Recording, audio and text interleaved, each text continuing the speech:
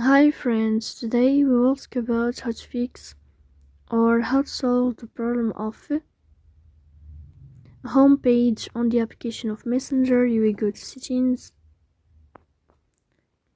then we click on apps, default apps, app settings. In this list you will scrolling down until you find this window here of Messenger. Here in this page of app info you will click on first stop and you will click OK. Then we go to the window of storage. Here we click on clear cache. Then we go to Play Store.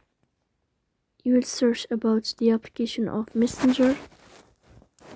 And here if you find updates you can update your app. So please don't forget to support us by like and subscribe. See you next time and thank you for your watching.